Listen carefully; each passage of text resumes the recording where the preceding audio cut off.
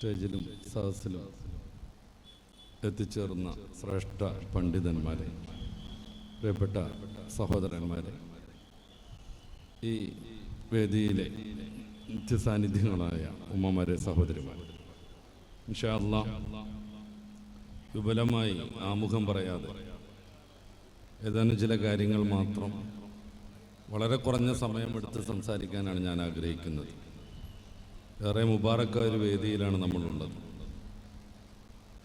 അതിന് തങ്ങളുടെ ഹദറത്തിൽ അവിടുത്തെ ഉറൂസിൻ്റെ ഭാഗമായി വിജ്ഞാന വേദി സംഘടിപ്പിക്കുന്നത് കാലങ്ങളായി പതിവാണെന്ന് നമുക്കറിയാം.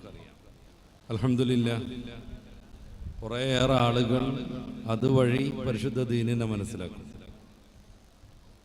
അതിനുള്ള കാരണമായി ഈ വേദി മാറുമെങ്കിൽ ഇൻഷാ അല്ലാഹ് അതിൻ്റെ സംഘാടകർ, അതുമായി ബന്ധപ്പെട്ട് പ്രവർത്തിച്ചവർ എല്ലാവരും അനുഗ്രഹീതരാവും. അല്ലാഹു തൗഫീഖ് നൽകുമാറാവട്ടെ. ആമീൻ.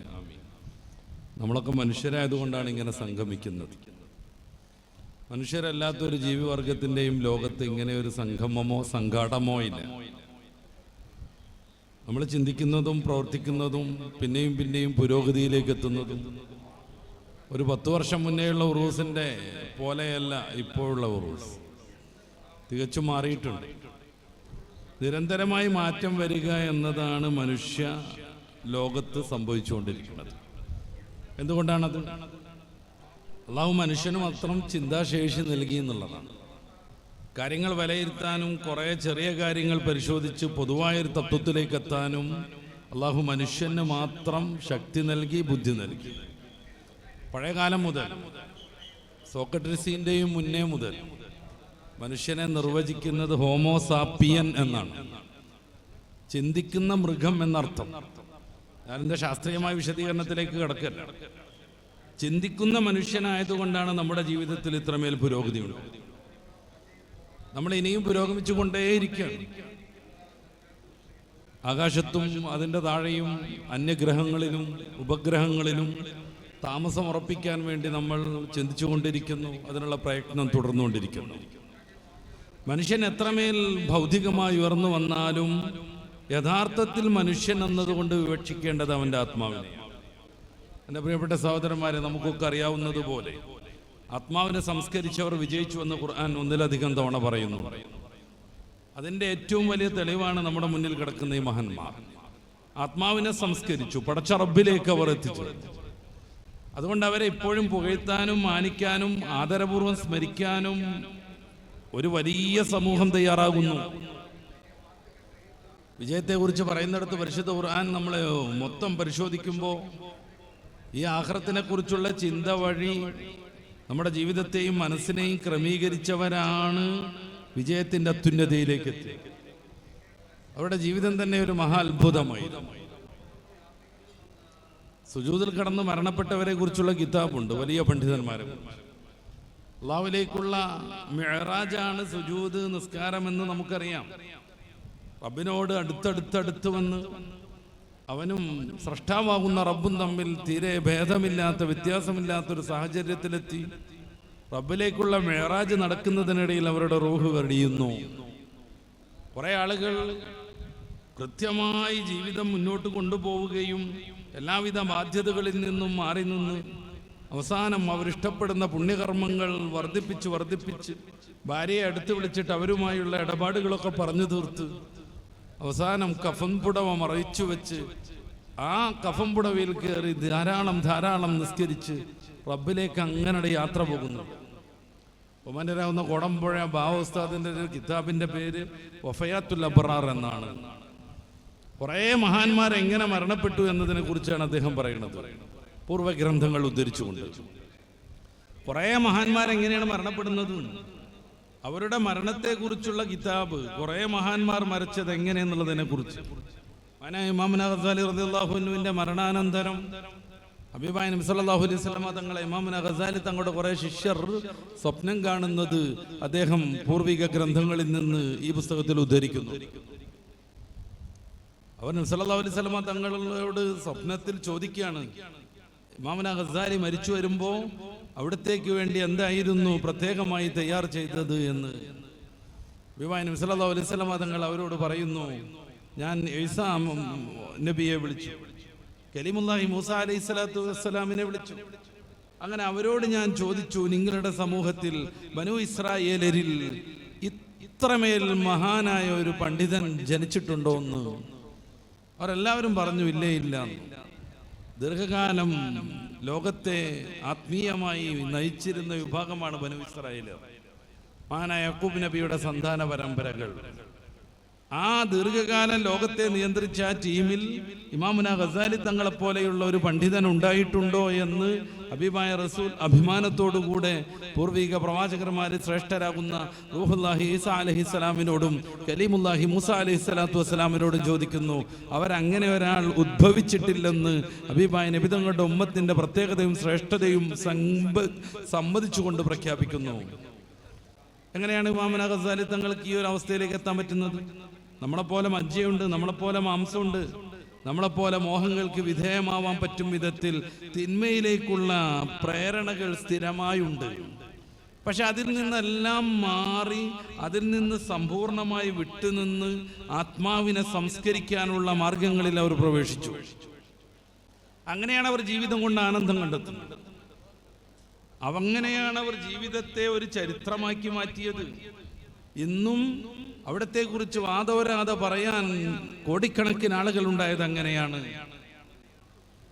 നമ്മളിങ്ങനെ അവിടുത്തെ വാഴ്ത്തി പറയുക എന്ന് പറഞ്ഞാൽ ആരവസ്ഥയിലേക്ക് മഹാനുഭാവൻ വളർന്ന് എത്തി എന്നാണ് അതിന്റെ അർത്ഥം. അതുകൊണ്ടാണ് മഹാനായ ഇബ്രാഹിം നബി അലൈഹി സ്വലാത്തു വസ്സലാം സൂറത്തു ശുഅറാഇന്റെ 83-ാമത്തെ വചനം നമ്മൾ പരിശോധിക്കുക. അവിടുന്ന് പ്രാർത്ഥിക്കുകയാണ്, വജ്അൽനി ലിസാന സിദ്ഖിൻ ഫിൽ ആഖിരീൻ, വജ്അൽനി ലിസാന സിദ്ഖിൻ ഫിൽ ആഖിരീൻ. പടച്ച റബ്ബേ, എന്നെ കുറിച്ച് പിൽക്കാലക്കാർ നല്ലത് പറയുന്ന അവസ്ഥ ഉണ്ടാക്കണമേ. ആ ദുആ അല്ലാഹു സമ്പൂർണ്ണമായി സ്വീകരിച്ചു. അതുകൊണ്ടാണ് യഹൂദ മതക്കാർക്ക് അബ്രഹാം പിതാവ് വളരെ പ്രധാനപ്പെട്ടയാളാണ്. ക്രൈസ്തവർക്ക് അബ്രഹാം പിതാവില്ലാതെ പരലോകമോ ദൈവരാജ്യമോ സ്വർഗോ ഇല്ല. മഹാന്മാരാകുന്ന പ്രവാചകന്മാരെല്ലാവരും അവരുടെ നേതാവായി കണക്കാക്കുന്ന ഇബ്രാഹിം നബി അലൈഹിസ്സലാം പരിശുദ്ധ ഇസ്ലാമിൽ ഈ ഉമ്മത്തിന്റെ ഏറ്റവും ബന്ധമുള്ള പ്രവാചകരാണ്. എല്ലാവരും ഒരുപോലെ ഇഷ്ടപ്പെട്ടു, എല്ലാ മതക്കാരും ഒരുപോലെ അംഗീകരിച്ചു. ചില പഠനങ്ങൾ പ്രകാരം ബ്രാഹ്മണന്മാർ പോലും ഇബ്രാഹിം അലൈഹിസ്സലാമിൽ നിന്ന് വരുന്നു എന്നാണ്. നമ്മുടെ ഇന്ത്യയിലേക്ക് കടന്നു വന്ന ആര്യന്മാർ മെസോപ്പൊട്ടേമിയൻ മേഖലയിൽ നിന്നാണ് കടന്നു വരുന്നത്. ലോകത്തെ ഏറ്റവും പഴക്കമുള്ള രണ്ടാമത്തെ നാഗരികതയാണ് മെസോപ്പൊട്ടേമിയൻ, ഇറാൻ ഇറാഖ് ഭാഗത്ത്. അവിടെയായിരുന്നു ഇബ്രാഹിം നബി അലൈഹി സ്വലാത്തു വസ്സലാമിന്റെ ദഅവത്ത് നടന്നത്. ഞാൻ സൂചിപ്പിക്കുന്നത്, നമ്മുടെ ജീവിതത്തെ അള്ളാഹു നൽകിയ ബുദ്ധിയും വിവേകവും പക്വതയും ഉപയോഗപ്പെടുത്തി നേരാവണ്ണം ചലിപ്പിക്കുമ്പോൾ നമ്മളും ചരിത്രത്തിന്റെ ഭാഗമാകുന്നു. പരലോകമാകുന്ന യഥാർത്ഥ ലോകത്ത് സമ്പൂർണമായി വിജയിക്കാൻ നമുക്ക് സാധിക്കുന്നു. അങ്ങനെയാണ് വിശ്വാസിയുടെ സന്തോഷവും വിശ്വാസിയുടെ ആനന്ദവും വിശ്വാസി ജീവിതത്തെ തന്നെ ലഹരിയാക്കുന്നതും നമുക്ക് ബോധ്യപ്പെടും. പുതിയ കാലത്ത് ധാരാളമായി സംസാരിക്കേണ്ടതാണ് ലഹരിയെക്കുറിച്ച്. കേരളത്തിലും കർണാടകയിലും മനുഷ്യർ അധിവസിക്കുന്ന ഇടങ്ങളിലെല്ലാം ലഹരി വല്ലാതെ സ്വാധീനിച്ചുകൊണ്ടിരിക്കുകയാണ്. മനുഷ്യൻ അധിവസിക്കുന്ന ഇടങ്ങളിലെല്ലാം ലഹരി വല്ലാതെ സ്വാധീനിച്ചുകൊണ്ടിരിക്കുന്നു. എത്രത്തോളം എന്ന് വെച്ചാൽ സ്ത്രീകളും പെൺകുട്ടികളും കൂടുതലായി ഈ പ്രത്യേക സീസണിൽ മാരകമായ സിന്തറ്റിക് ലഹരി വസ്തുക്കളിലേക്ക് ആകർഷിക്കപ്പെട്ടുകൊണ്ടിരിക്കുന്നു. ഏറ്റവും കൂടുതലായി സ്ത്രീകളും പെൺകുട്ടികളും ഹോസ്റ്റൽ വിദ്യാർത്ഥികളും വിദ്യാർത്ഥിനികളും അവർ ജീവിതത്തിന്റെ ലഹരി അതാണെന്ന് മനസ്സിലാക്കുന്നു. ഏതാനും ചില നിമിഷത്തേക്കോ മണിക്കൂറുകൾക്കോ സ്വപ്നലോകത്ത് വിരാജിക്കാൻ വേണ്ടി അവരവരുടെ ദുന്യാവിനെ നഷ്ടപ്പെടുത്തുന്നു, ആഖിറം സമ്പൂർണ്ണമായി നശിപ്പിച്ചുകൊണ്ടിരിക്കുന്നു. ഞാൻ നേരത്തെ പറഞ്ഞു, നമ്മൾ ഏത് രീതിയിലാണ് മുന്നോട്ട് പോകുന്നോ ആ ഒരു നന്മകളെ വാഴ്ത്താനും അംഗീകരിക്കാനും പറ്റുന്ന ഒരു തലമുറ നമ്മുടെ പിറകിൽ വരണം. അതിൻ്റെ മുന്നിൽ നിൽക്കേണ്ടത് നമ്മുടെ മക്കളാണ്. എൻ്റെ പ്രിയപ്പെട്ട എന്നെ ഈ കേട്ടുകൊണ്ടിരിക്കുന്ന സത്യവിശ്വാസികളാകുന്ന അഹ്ലുസുന്നത്ത് വൽ ജമാഅത്തിന്റെ ഏറ്റവും വലിയ ഇഷ്ടക്കാരാകുന്ന പ്രിയപ്പെട്ട മുഅ്മിനീങ്ങളോട് ചോദിക്കുകയാണ്, നമ്മൾ ആലോചിച്ച് നോക്കുക, ഈ സാസിലിരിക്കുന്നവർ ആരൊക്കെയാണ്? അവർക്ക് പേരക്കുട്ടികളുണ്ട്, അവർക്ക് മക്കളുണ്ട്. ഇത്തരം ആത്മീയ വേദികളിലേക്ക് പോലും അവരെ ഒന്ന് എത്തിക്കാൻ പറ്റാത്ത വിധം മാതാപിതാക്കൾ ദുർബലരാകുന്ന കാലത്താണ് നമ്മൾ ജീവിക്കുന്നത്. ഒഴിഞ്ഞ കസേരയിൽ നമ്മൾ പ്രഭാഷണം നടത്തേണ്ടി വരുമ്പോൾ പണ്ട് മുതൽ ഈമാനിലായി വളർന്നു വന്ന കുറേ ആളുകൾ, ചിലപ്പോൾ സ്റ്റേജിലുള്ളവരെക്കാളും ഭക്തരും വിനയമുള്ളവരും ആരാധനയുള്ളവരും, അവർക്ക് മാത്രമായി നമ്മുടെ പ്രഭാഷണം ചുരുങ്ങേണ്ടി വരുന്നത് എന്തുകൊണ്ടാണ്? ഉറൂസിന്റെ ഭാഗമായി നമ്മൾ ഇത്തിരി അങ്ങോട്ടും ഇങ്ങോട്ടും നടന്നു പോയാൽ ഇതുപോലെയുള്ള 10 വേദികളിൽ പോലും ഒതുങ്ങാത്ത എത്ര ആളുകൾ നമ്മുടെ പരിസരത്ത് തന്നെയുണ്ട്. അച്ചടക്കത്തോടുകൂടെ നമ്മുടെ ഉമ്മമാരും സഹോദരിമാരും പ്രഭാഷണം കേട്ടുകൊണ്ടിരിക്കുന്നു. നമ്മളെക്കുറിച്ച് പുകഴ്ത്തി പറയാനും നമ്മൾ നല്ല ആളായിരുന്നു എന്ന് ഓർമ്മിക്കാനും നമ്മുടെ പിൻഗാമികൾ വേണമെന്ന് ആഗ്രഹിക്കുമ്പോൾ അതിൽ ഏറ്റവും മുന്നിൽ നിൽക്കേണ്ടത് നമ്മുടെ സ്വന്തം മക്കളാണ്. ഞാൻ നേരത്തെ സൂചിപ്പിച്ചു, ബുദ്ധിയുള്ള ചിന്തിക്കാൻ ശേഷിയുള്ളവരാണ് മനുഷ്യർ മാത്രം. ചിന്തിക്കാനുള്ള ശേഷി വേണ്ട വിധം ഉപയോഗപ്പെടുത്താതെ വരുമ്പോൾ മാതാവും പിതാവും ദുർബലരാകുന്നു. ക്യാമ്പസിൽ നിന്ന് വരുന്ന പെൺകുട്ടി സ്റ്റാമ്പ് നാവിന്റെ ചുവട്ടിൽ മുറിപ്പെടുത്തിയിട്ട് ഒട്ടിച്ചു വെച്ച് കാണും. 4 മുതൽ 40 മണിക്കൂർ വരെയും സ്വപ്ന ലോകത്ത് ലഹരിയിൽ മയങ്ങിക്കിടക്കും അവൾ. നമ്മുടെ ഇടയിലൂടെ അങ്ങനെ ജീവിക്കും, ഉണർന്നൊക്കെ ഇരിക്കും, പക്ഷെ എന്തോ ആലോചിച്ചുകൊണ്ടുണ്ടാവും. ആ സമയത്ത് നമ്മൾ കൊട്ടി വിളിക്കുകയാണെങ്കിൽ ഞെട്ടിച്ചാടും. എന്താന്ന് കാര്യം മനസ്സിലാവില്ല. ആൺകുട്ടികളുടെ കഥ, പിതാവും മക്കളും തമ്മിൽ ബന്ധം വളരെ കുറഞ്ഞൊരു ലോകത്താണ് നമ്മൾ ജീവിക്കുന്നത്. പിതാവും മക്കളും തമ്മിൽ ബന്ധം വളരെ വളരെ കുറഞ്ഞു പോകുന്നു, പ്രത്യേകിച്ച് ആത്മീയ കാര്യങ്ങളിൽ. നമ്മുടെ മക്കളോടൊപ്പം ഒന്ന് കൂടിയിരുന്ന് സംസാരിക്കാൻ പോലും നമുക്ക് സമയം കിട്ടുന്നില്ല. പലപ്പോഴും പലരും കുറ്റപ്പെടുത്തി പറയുന്നത് പോലെ ഞാനും ഇങ്ങനെ സോഷ്യൽ മീഡിയയും മൊബൈലിനും ഒന്നും കുറ്റപ്പെടുത്താനല്ല പറയുന്നത്. നമ്മുടെ അലംഭാവം കൊണ്ട്, ദീനീപരമായ താല്പര്യം എന്തിൻ്റെ പേരിലായാലും കുറഞ്ഞു വരുന്നത് കൊണ്ട് നമ്മുടെ മക്കളെപ്പോലും വേണ്ട വിധം ദീനിൻ്റെ യഥാർത്ഥ പാതയിലേക്ക് കൊണ്ടുവരാൻ നമ്മൾ ദുർബലരായി പോകുന്നു. പലപ്പോഴും നമ്മുടെ ശബ്ദത്തിന് തീരെ ശക്തി ഇല്ലാതായി പോകുന്നു. മക്കളോ നിയന്ത്രിക്കാൻ ആരുമില്ല, അവരവരുടേതായ ലോകത്ത് ജീവിക്കുന്നു. നമ്മുടെ ഇന്ത്യയിൽ വ്യാപകമായി 11 ഇനം മയക്കുമരുന്നുകൾ ഉപയോഗിക്കുന്നുണ്ട്. അതിൽ ഏറ്റവും മുന്നിൽ നിൽക്കുന്നതാണ് കഞ്ചാവ്. ഇപ്പൊ ഹൈബ്രിഡ് കഞ്ചാവിന്റെ മേളാണ്. ഹൈബ്രിഡ് വാഹനങ്ങളും ഹൈബ്രിഡ് വിത്തുകളും ഒക്കെ ഇറങ്ങുമ്പോൾ കഞ്ചാവിലായിട്ട് അപ്ഡേഷൻ നടക്കാതിരുന്നാൽ പറ്റില്ലെന്ന് അവർ വിചാരിച്ചു കാണും. അങ്ങനെ ഹൈബ്രിഡ് കഞ്ചാവിന്റെ മേളം. ഉന്നതന്മാരാകുന്ന പലരും അതിന്റെ അഡിക്റ്റുകൾ. രണ്ടാമതായി കൂടുതലായി ഉപയോഗിക്കുന്നതാണ് ഇന്ന് പേപ്പറുകളിലൊക്കെ നമ്മൾ നിരന്തരമായി കാണുന്ന MDMA എന്ന് പറയുന്ന സാധനം. ഞാൻ എന്തിനാണ് ഈ ഉറൂസിന്റെ വേദിയിൽ അത് പറയുന്നത്? ഈ മുന്നിലിരിക്കുന്ന ഒരു ഭക്തരെയും പ്രതിനിധീകരിച്ചല്ല ഞാനത് സംസാരിക്കുന്നത്. നേരെ മറിച്ച് എന്നെ ദൂരെ നിന്ന് കേൾക്കുന്ന, അല്ലെങ്കിൽ നമ്മളുമായി ബന്ധപ്പെട്ട ദീനിന്റെ ഇത്തരം സംരംഭങ്ങളോട് യോജിച്ച് മുന്നോട്ട് പോകാത്ത കുറെ ബന്ധുക്കളുണ്ടാകും, മക്കളുണ്ടാകും, സഹോദരന്മാരുണ്ടാകും. അവരുടെ ജീവിതത്തിലുള്ള സമൂലമായ മാറ്റത്തെക്കുറിച്ച് എൻ്റെ പ്രിയപ്പെട്ട സഹോദരന്മാരെ, രക്ഷിതാക്കൾ എന്ന രീതിയിൽ നമ്മൾ അറിഞ്ഞിരിക്കണം. അതിന് ഏറ്റവും ചുരുങ്ങിയത് കൂടെ ഇരുന്നൊരു 10 മിനിറ്റ് സംസാരിക്കാനോ ഭക്ഷണം കഴിക്കാനോ ഉള്ള സാഹചര്യമെങ്കിലും നമ്മുടെ വീടുകളിൽ നമ്മൾ ഉണ്ടാക്കണം.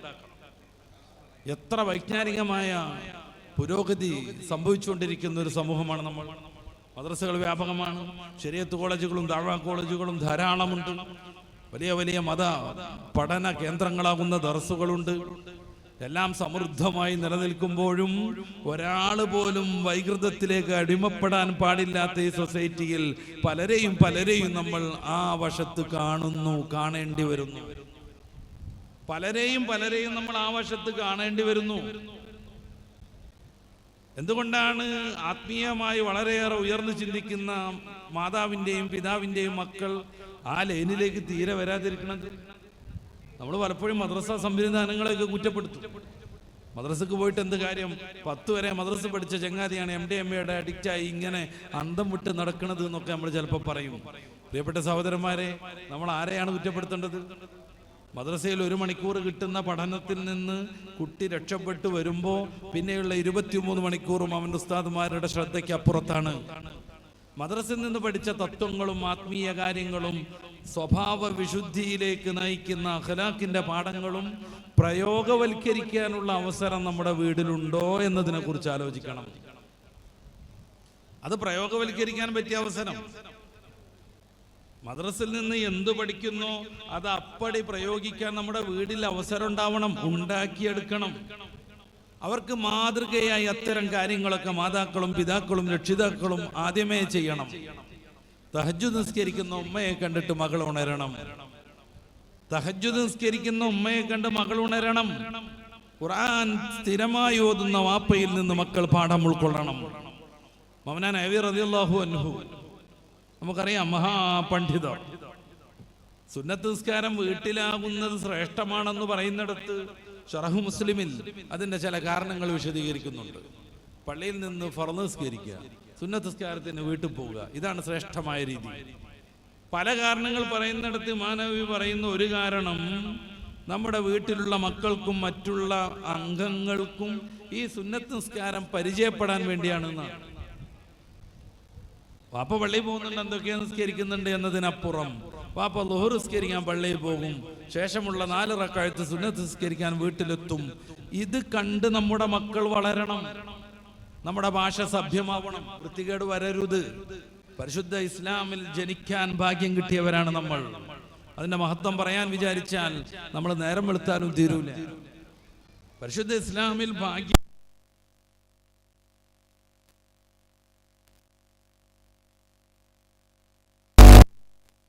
ജനിക്കണമെന്ന്, ഇന്ന മാതാവിന്റെയും പിതാവിന്റെയും മക്കളായി ജനിക്കണമെന്ന്, നമ്മൾ പിറന്നു വീണ ഏതോ ഒരു മണ്ണുണ്ട്, അവിടെ ആയിരിക്കണം നമ്മുടെ ജന്മമെന്ന് നമ്മൾ ആരും വിചാരിച്ചിട്ടില്ല. നമുക്കതിന് സ്വാതന്ത്ര്യമില്ലായിരുന്നു. പരിശുദ്ധ ഖുർആൻ സൂറത്തു ദഹ്റിൽ 1-ാമത്തെ വചനത്തിൽ മനുഷ്യർക്ക് ഒരു സമയമെത്തിയില്ലേ, ഒരു സന്ദർഭം, അന്ന് പരാമർശിക്കാൻ പോലും പറ്റാത്ത അത്ര സൂക്ഷ്മമായൊരു സാധനമായിരുന്നു അവൻ എന്ന് പറയുന്നുണ്ട്. ചൂണ്ടിക്കാണിക്കാൻ പറ്റൂല, നമ്മുടെ കണ്ണുകൊണ്ടോ കണ്ണട കൊണ്ടോ കാണാൻ കഴിയില്ല. വലിയ ഉപകരണങ്ങൾ വെച്ചാൽ കാണുന്ന ഒരു ബീജഗണമായിരുന്നു ഞാനും നിങ്ങളും, ഈ കേട്ടുകൊണ്ടിരിക്കുന്നവരും അല്ലാത്തവരുമായ എല്ലാ മനുഷ്യരും. എന്നിട്ട് പതിയെ പതിയെ പടച്ച റബ്ബ് നമ്മളെ സിദ്ധാന്തമാക്കി മാറ്റി. വിവിധങ്ങളായ ഘട്ടങ്ങൾ കഴിഞ്ഞ് ഏകദേശം 280 ദിവസം 40 ആഴ്ചയോളം കഴിയുമ്പോൾ നമ്മൾ ഈ ഭൂമിയിലേക്ക് വിരുന്നുകാരായി വന്നു. വിരുന്നുകാരായി മാത്രം. പരിശുദ്ധ ഖുർആൻ ചോദിക്കുകയാണ്, നിനക്കൊരു ഘട്ടം കഴിഞ്ഞു പോയില്ലേ? അന്ന് പരാമർശിക്കാൻ പോലും പറ്റൂല, അത്ര സൂക്ഷ്മമായിരുന്നു. ആ സമയത്ത് നേരത്തെ ഞാൻ പറഞ്ഞതുപോലെ ഈ ഒരു സൊസൈറ്റിയിൽ പറക്കാനോ ആദർശത്തിൽ വളരാനോ ഒന്നും നമ്മൾ ആഗ്രഹിച്ചതല്ല. പടച്ച റബ്ബിന്റെ മഹദു ഫദല് കൊണ്ട് മാത്രം നമുക്ക് അങ്ങനെ ഒരു ഭാഗ്യം കിട്ടി. ഇനി നമ്മൾ എന്തു വേണം? എങ്ങനെയാണ് നമ്മുടെ ജീവിതത്തെ നമ്മൾ ആനന്ദമായി കാണേണ്ടത്? എന്താണ് ഒരു വിശ്വാസിക്ക് ലഭ്യമാവാനുള്ള നേട്ടങ്ങൾ? എൻ്റെ പ്രിയപ്പെട്ട സഹോദരന്മാരെ, എന്നെ ശ്രവിക്കുന്ന ഉമ്മമാരെ, സഹോദരിമാരെ, ഈ ഒരു വിശുദ്ധമായ ആദർശത്തിൽ ഉറച്ചു നിന്നുകൊണ്ട് സ്വർഗത്തിന്റെ ഫോട്ടോ കണ്ട് മലാഖമാരുടെ സുവിശേഷം കേട്ട് ലാ ഇലാഹ ഇല്ലല്ലാഹ് ഉറക്കെ പറഞ്ഞ് നമുക്ക് മരിക്കാനാകണം. ആ ഒരു പാതയിലേക്ക് നമ്മുടെ മക്കൾ വരണം, നമ്മൾ സ്നേഹിക്കുന്നവർ വരണം, നമ്മളുമായി ബന്ധമുള്ളവർ വരണം, നമ്മുടെ ബന്ധുമിത്രാദികൾ വരണം. മഹാനായ യാക്കൂബ് നബി അലൈഹി സ്വലാത്തു വസ്സലാം നടത്തുന്ന ഒരു ഉപദേശം ഇത് തന്നെ ഇബ്രാഹിം നബിയും നടത്തിയിട്ടുണ്ടെന്നും പറഞ്ഞ് പരിശുദ്ധ ഖുർആൻ ഉദ്ധരിക്കുന്നുണ്ട്. സൂറത്തുൽ ബഖറയുടെ 130 മുതലുള്ള വാക്യങ്ങളിൽ മരണം എത്തുന്ന സന്ദർഭത്തിൽ യാക്കൂബ് നബി, യൂസുഫ് നബി അടങ്ങുന്ന തന്റെ മക്കളെ മൊത്തം അടുത്തു കൂട്ടുന്നു. എന്നിട്ട് അവരോടൊരു പ്രത്യേകമായ ഉപദേശം നൽകുന്നു. അം കുൻതും ശുഹദാ ഇദ് ഹളറ യാക്കൂബൽ മൗത്ത്. ഖുർആൻ അങ്ങനെയാണ് ആ ഭാഗം തുടങ്ങുന്നത്. നിങ്ങൾ അന്ന് ഉണ്ടായിട്ടില്ല, പക്ഷെ അതറിയണം. യാക്കൂബ് നബിക്ക് മരണമെത്തുന്ന സന്ദർഭത്തിൽ നിങ്ങളവരോടെ ഇല്ല, എന്നാൽ പോലും ആ നിമിഷത്തിലുള്ള വളരെ പ്രത്യേകമായൊരു കാര്യം നിങ്ങൾ അറിയണം. ഇത് ഖാല ലിബനി, യാക്കൂബ് നബി അലൈഹി സ്വലാം തന്റെ മക്കളോട് പറഞ്ഞു, യാ ബുനയ്യ ഇന്നല്ലാഹ ഇസ്തഫാ ലക്കുമുദ്ദീൻ, മക്കളെ, അല്ലാഹു നിങ്ങൾക്ക് പരിശുദ്ധ ഇസ്ലാമിനെ മതമായി തെരഞ്ഞെടുത്തു തന്നിരിക്കുന്നു. പരിശുദ്ധ ഇസ്ലാമിനെ അള്ളാഹു നിങ്ങൾക്ക് മതമായി തെരഞ്ഞെടുത്തു തന്നിരിക്കുന്നു. ഏറ്റവും പ്രധാനം ലാ തമൂതുന്ന ഇല്ലാ വഅൻതും മുസ്ലിമൂൻ, മുസ്ലിങ്ങളായിട്ടേ നിങ്ങൾ മരിക്കാൻ പാടുള്ളൂ. അതാണ് പ്രധാനം. ഹബീബായ റസൂലുള്ളാഹി സ്വല്ലല്ലാഹു അലൈഹി വസല്ലം തങ്ങൾ വിശദീകരിക്കുന്നുണ്ട്. കുറെ ആളുകൾ മുസ്ലിമായി ജനിക്കും, പിറക്കും, അങ്ങനെ വലുതാകും, വലുതായി വരും. ഒടുവിൽ അവരുടെയും സ്വർഗത്തിന്റെയും ഇടയ്ക്ക് ഒരു മുഴം മാത്രം അവശേഷിക്കുമ്പോൾ പരിശുദ്ധ ദീനിൽ നിന്ന് മാറുന്ന ബിദ്അത്തിന്റെയോ രിദ്ദത്തിന്റെയോ പദം പറയും, വിശ്വാസം വെക്കും, കർമ്മം ചെയ്യും. അങ്ങനെ അവൻ നരകത്തിന്റെ നിത്യാവകാശിയായി മാറും. അല്ലാഹു കാത്ത് രക്ഷിക്കട്ടെ. നമ്മുടെ സമൂഹത്തിന്റെ, സൊസൈറ്റിയുടെ പുതിയ കാല സോഷ്യൽ മീഡിയ അഡിക്റ്റുകളുടെ ന്യൂജൻ കുട്ടികളുടെ ആൽഫയിൽ നിന്ന് ബീറ്റയിലേക്ക് എത്തിയ ജനറേഷന്റെ ഒക്കെ അവസ്ഥ എന്താണ്? എൻ്റെ പ്രിയപ്പെട്ട രക്ഷിതാക്കൾ ഉറക്കെ ചിന്തിക്കണം. അള്ളാഹുവിന്റെ ദീനിൽ നിന്ന് ഇറങ്ങിപ്പോകുന്ന കുറെ പദങ്ങളുണ്ട്, അത് ഉപയോഗിച്ചുകൊണ്ടേയിരിക്കുന്നു. ഇസ്ലാമിൻ്റെതായി അറിയപ്പെട്ട ചിഹ്നങ്ങളെ പരിഹസിക്കുമ്പോൾ ദീനിൽ നിന്ന് പുറത്തു പോകും, അത് ചെയ്തുകൊണ്ടേയിരിക്കുന്നു. തലപ്പാവിനെയും തൊപ്പിയെയും പരിഹസിക്കാൻ നിരവധി ആളുകൾ വ്ലോഗ് ചെയ്തുകൊണ്ടിരിക്കുന്നു. ഏതെങ്കിലും നിങ്ങൾക്ക് വിരോധമുള്ള ഒരാൾ, അല്ലെങ്കിൽ നിങ്ങൾക്ക് അത്രമേൽ ഇഷ്ടമില്ലാത്ത ഒരാൾ തലപ്പാവ് ധരിക്കുന്നുണ്ടാകാം, തൊപ്പിയിടുന്നുണ്ടാകാം. പക്ഷെ അദ്ദേഹമല്ല ആ ഒരു സംസ്കാരത്തിന്റെ ഉപജ്ഞാതാവ്. നേരെ മറിച്ച് ഇസ്ലാമിലേക്ക് കയറുക എന്നതിൻ്റെ പ്രയോഗം, അല്ലെങ്കിൽ അതിൻ്റെ ഒരു പര്യായം, അതിൻ്റെ ഒരു മറ്റുവാക്കാണ് തൊപ്പിയിടുക എന്നുള്ളത്. കേരളത്തിലെ ആശാന്റെ ഒരു കവിത ഒക്കെ ചിലപ്പോ കർണാടകയിലുള്ള ആളുകൾ കേട്ട് കാണും. മർക്കസിലൊക്കെ പഠിക്കാൻ വന്ന ആളുകൾ, സൗദിയിൽ പഠിക്കാൻ പോയ ആളുകൾ എന്തായാലും അത് കേട്ടിട്ടുണ്ടാവും. ദുരവസ്ഥ എന്ന അതിന്റെ പേര്. ആ കവിതയിൽ അദ്ദേഹം ഇസ്ലാം കയറാന്നുള്ളതിന് പകരം പറയുന്നത് തൊപ്പിയിട്ടാൽ എന്നാണ്. എത്രയോ ദൂരെ വഴുതെറ്റ് നിൽക്കേണ്ട ഒരേഴ് ചർമ്മം പോയി തൊപ്പിയിട്ടാൽ. ഇസ്ലാം കയറാന്നുള്ളതിന് തൊപ്പിയിടുക എന്നാണ് പ്രയോഗം. അപ്പൊ തൊപ്പിയെ പരിഹസിച്ചാൽ, ഉറൂസിനെ പരിഹസിച്ചാൽ, അങ്ങിങ്ങനെ കേൾക്കുന്നു, അതേ ഒരു കുറുക്കൻ ഓളിയിടുന്നു എന്ന് പറഞ്ഞാൽ, ദീനിന്റെ കാര്യങ്ങൾ ശ്രദ്ധാപൂർവം കൈകാര്യം ചെയ്യാതെ അലസമായ രീതിയിൽ ആകുമ്പോലൊക്കെടാവട്ടെ എന്നൊരാദർശത്തിൽ കൊണ്ടുപോകുന്ന തലമുറ വളർന്നു വരുന്നു. നമ്മൾ ഉണർന്നിരിക്കണം, കാവൽ നിൽക്കണം. അവരെ നന്മയിലേക്ക് പതിയെ പതിയെ നമ്മുടെ എല്ലാ ഹിക്മത്തും എല്ലാ തന്ത്രങ്ങളും ഉപയോഗപ്പെടുത്തി തിരിച്ചു കൊണ്ടുവരണം. ഈ ദീനിനോടുള്ള താല്പര്യം കുറയുമ്പോൾ, അല്ലെങ്കിൽ ഭൗതിക ജീവിതത്തോട് താല്പര്യം കൂടുമ്പോൾ, അതല്ലെങ്കിൽ സമൂഹത്തെ സമൂലം ബാധിച്ചുകൊണ്ടിരിക്കുന്ന താന്തോന്നിത്ത ജീവിതം, ലിബറൽ ജീവിതത്തിനോട് ഇഷ്ടം കൂടുമ്പോൾ സ്വാഭാവികമായും മൂല്യങ്ങൾക്ക് പ്രസക്തി ഇല്ലാതെ വരും. സ്വാഭാവികമായും ധർമ്മങ്ങളെ പ്രയോഗിക്കാതെ വരും. സ്വാഭാവികമായും സത്യസന്ധമായ ജീവിതം ഇല്ലാതെയാകും. അങ്ങനെ വരുമ്പോൾ വ്യഭിചാരം വർദ്ധിക്കും. ആണും പെണ്ണും തമ്മിലുള്ള സങ്കലനങ്ങൾ കൂടും. അങ്ങോട്ടും ഇങ്ങോട്ടും മതം വിലയ്ക്കുന്ന നോട്ടവും സംസാരവും നടക്കും. അതൊന്നും ഒരു പ്രശ്നമല്ല എന്ന രീതിയിലേക്ക് സമൂഹം പരിവർത്തിതമാകും. മദ്യപാനം കൂടും. മയക്കുമരുന്നുകൾ ധാരാളമായി ഉപയോഗപ്പെടുത്തും. അതിന്റെ ദൂഷ്യഫലങ്ങൾ ദുന്യാവിൽ തന്നെ എത്രമേൽ ഭീകരമാണെന്നറിഞ്ഞാലും ആ ഒരു പ്രലോഭനത്തിൽ നിന്ന് രക്ഷപ്പെടാൻ പുതിയ സമൂഹത്തിന് വല്ലാതെ കഷ്ടപ്പെടേണ്ടി വരും. MDMA കുറിച്ച് ഞാൻ നേരത്തെ പറഞ്ഞു. അത് ഉപയോഗിച്ചു തുടങ്ങിയ 3 വർഷം മുതൽ 7 വർഷം വരെയാണ് ആയുസ്. അതിൻ്റെ ഇടയ്ക്ക് അടിച്ചു പോകും. ഇതറിയാവുന്ന ഡോക്ടർമാർ പോലും അത് ഉപയോഗിക്കുകയാണ്. ഇതറിയാവുന്ന ഡോക്ടർമാർ പോലും അത് ഉപയോഗിക്കുന്നു. അതാ ഞാൻ പറഞ്ഞ, ഈ പ്രലോഭനത്തിൽ നിന്ന് മാറാൻ പറ്റണില്ല. നന്മയിലൂടെ മുന്നോട്ട് പോവാൻ, സത്യസന്ധമായി ജീവിക്കാൻ വല്ലാതെ കഷ്ടപ്പെടുന്ന ഒരു സാഹചര്യം രൂപപ്പെട്ടിരിക്കുന്നു. സിനിമകൾ വയലൻസ് പ്രോത്സാഹിപ്പിച്ചുകൊണ്ടിരിക്കുന്നു. അടിക്കാനും പൊളിക്കാനും കുത്താനും തകർക്കാനും പ്രേരണ നൽകാത്ത സിനിമകൾ ഇറങ്ങുന്നില്ലെന്ന് വേണമെങ്കിൽ പറയാം. അങ്ങനെയാണ് സംബന്ധിയായ ആളുകൾ പറഞ്ഞുകൊണ്ടിരിക്കുന്നത്. കേരളത്തിലൊക്കെ വ്യാപകമായി കൊലപാതകങ്ങളുണ്ടായി. ഈ ഒരു വർഷം ജനുവരിയിലും ഫെബ്രുവരിയിലും മാത്രമായി 67 പേർ കൊല ചെയ്യപ്പെട്ടു. അത് പലതും സംയുക്ത കൊലകളായിരുന്നു, പലതും ബന്ധുക്കൾ തന്നെ നടത്തുന്നതായിരുന്നു.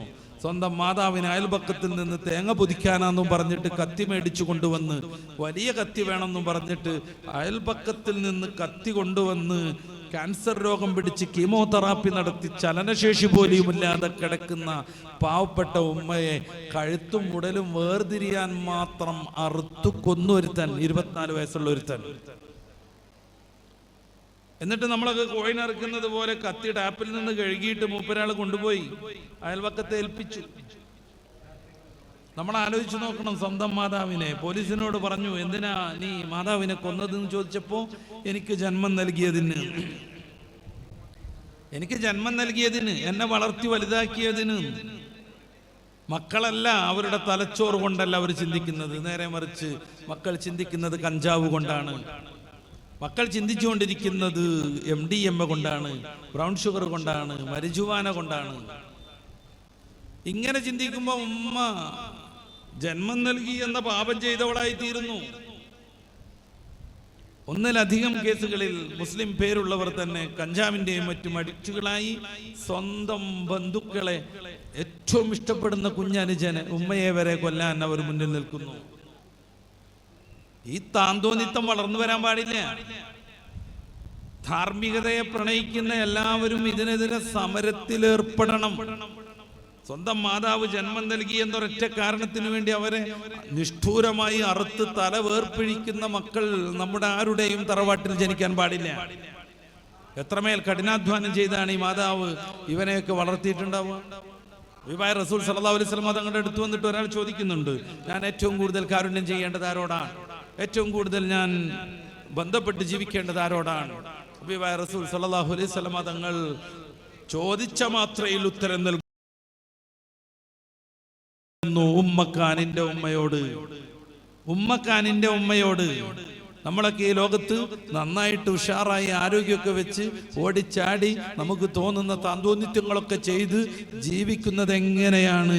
10 മാസം, കൃത്യമായി പറഞ്ഞാൽ 9 മാസവും 10 ദിവസവും 280 ദിവസം 40 ആഴ്ചകൾ നമ്മുടെ പാവപ്പെട്ട ഉമ്മ നമ്മളെ ഉദരത്തിൽ പേറി നടന്നത് കൊണ്ടാണ്. എന്തോ ഒരു പ്രയാസങ്ങൾ ഉണ്ടായിരുന്നു. സൂറത്തുൽ ലുഖ്മാനിൽ അല്ലാഹു ഉമ്മമാരുടെ ഗർഭകാലത്തെ കുറിച്ച് പറയുന്നത് പ്രയാസത്തിനുമേൽ പ്രയാസമായി ഉമ്മ ഗർഭം ചുമന്നു എന്നാണ്. എത്ര മനോഹരമായാണ് ഖുർആൻ അത് വർണ്ണിക്കുന്നത്.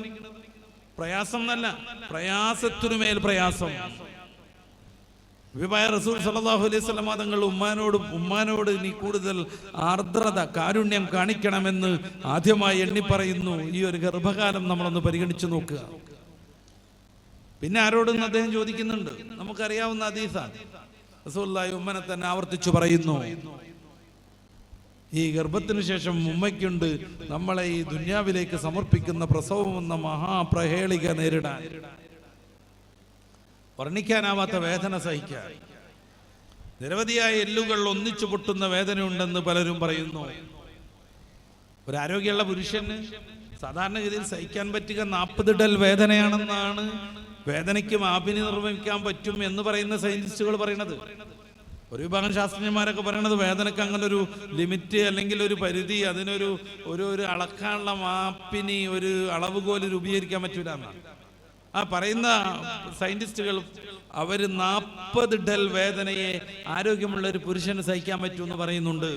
അല്ലെങ്കിൽ അവൻ ബോധം കെട്ടുപോകും.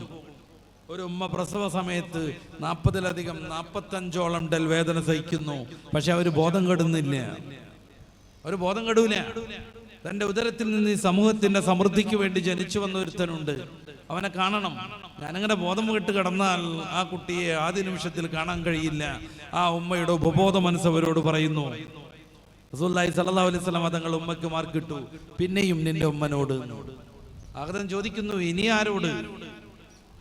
റസൂലുള്ളാഹി സ്വല്ലല്ലാഹു അലൈഹി വസല്ലം തങ്ങൾ പിന്നെയും പറഞ്ഞു, നിന്റെ ഉമ്മനോട്. ഏറ്റവും ചുരുങ്ങിയത് 2 വർഷം. മനുഷ്യന്റെ ജന്മം അങ്ങനെയാണ്. കുടുംബജീവിതത്തിന് സപ്പോർട്ട് ചെയ്യാൻ പറ്റും വിധത്തിലാണ് മനുഷ്യന്റെ സൃഷ്ടിപ്പ് പോലും. മനുഷ്യേതര തസ്തനികൾ ജനിപ്പിച്ച് മുലയൂട്ടി വളർത്തുന്ന ജന്തുജാലങ്ങളുടെ കുഞ്ഞുങ്ങൾക്ക് പ്രായം തികഞ്ഞ ബുദ്ധി വികസിച്ച ആ വർഗത്തിലുള്ള ജന്തുവിന്റെ 80% ബുദ്ധിയുടെ വളർച്ചയുണ്ടാകും ജനിക്കുമ്പോൾ തന്നെ. 80%, 50 മുതൽ 80 വരെ. അതുകൊണ്ടാണ് ആട്ടിൻകുഞ്ഞ് ജനിച്ച ഉടനെ പതിയെ പതിയെ എഴുന്നേറ്റ് അതിന്റെ മാതാവിന്റെ സ്തനം കണ്ടുപിടിച്ച് പാല് കുടിച്ചുകൊണ്ടിരിക്കുന്നത്. ആരും സഹായിച്ചില്ലെങ്കിലും അത് ചെയ്യും. മനുഷ്യക്കുഞ്ഞിന്റെ കാര്യം അങ്ങനല്ല. മനുഷ്യക്കുഞ്ഞിന് 1% പോലും ബുദ്ധി വളർച്ചയില്ലാതെയാണ് ജനിക്കുന്നത്. അതുകൊണ്ട് നമ്മുടെ ഉമ്മമാർ, നമ്മുടെ ഈ സഹോദരിമാർ, നമ്മളൊക്കെ ജനിച്ച സന്ദർഭത്തിൽ നമ്മെ പരിചരിക്കാതെ ഉപേക്ഷിച്ചിരുന്നുവെങ്കിൽ 1.5 ദിവസം കൊണ്ട് മരിച്ചു പോകുമായിരുന്നു നമ്മളെല്ലാവരും. ഒരു 2 വർഷക്കാലം അവർ പാല് തിന്നു സങ്കല്പിക്കുക. ഇനി നീയായി, നീ നിന്റെ രൂപത്തിൽ നടന്നോളൂ എന്നും പറഞ്ഞ് മാതാവ് ഉപേക്ഷിച്ചാൽ ആ കുട്ടിക്ക് മുന്നോട്ട് പോകാൻ കഴിയില്ല. അവൻ പിന്നെയും മരിക്കേണ്ടി വരും. ഏകദേശം 13 വയസ്സ് വരെയും ഉമ്മയുടെ പരിചരണം വേണം കുട്ടിക്ക്, ടീനേജ് വരെ. അപ്പോഴാണ് മനുഷ്യക്കുട്ടിയുടെ തലച്ചോറിന്റെ വികാസം പൂർണ്ണമാകുന്നത്. അതുവരെ ഉമ്മയ്ക്ക് കുട്ടിയെ പരിചരിക്കണമെങ്കിൽ, കുട്ടിക്ക് വേണ്ട കാര്യങ്ങളൊക്കെ ചെയ്തു കൊടുക്കണമെങ്കിൽ ഉമ്മയ്ക്ക് ജോലി ചെയ്ത് ആവശ്യമായ ഭക്ഷണവും മെഡിസിനും സൗകര്യങ്ങളും വീടും വസ്ത്രവും നൽകാൻ ഒരാൾ വേണം. അതാണ് ഉമ്മയുടെ ഭർത്താവ്, ഈ കുട്ടിയുടെ വാപ്പ. മനുഷ്യന്റെ സൃഷ്ടിപ്പ് പോലും ഈ കുടുംബജീവിതത്തിന് പ്രാധാന്യം നൽകും വിധത്തിലാണ്, ഉമ്മനെ സ്നേഹിക്കുന്ന വിധത്തിലാണ്, പിതാവിനെ ആദരിക്കുന്ന വിധത്തിലാണ്. പക്ഷേ മനുഷ്യർ അവരുടെ ചിന്ത കൊണ്ടല്ലാതെ ആലോചിക്കുമ്പോ, മയക്കുമരുന്ന് കൊണ്ട് അവർ ആലോചിക്കുമ്പോ തീർച്ചയായും ആ മനുഷ്യർ ഉമ്മയെ മറന്നു പോകുന്നു. എൻ്റെ പ്രിയപ്പെട്ട സഹോദരന്മാരെ, എങ്ങനെയാണ് ആത്മാവിനെ നമ്മൾ സംസ്കരിക്കേണ്ടത്? എങ്ങനെയാണ് ആത്മാവിനെ നമ്മൾ സംസ്കരിക്കേണ്ടത്?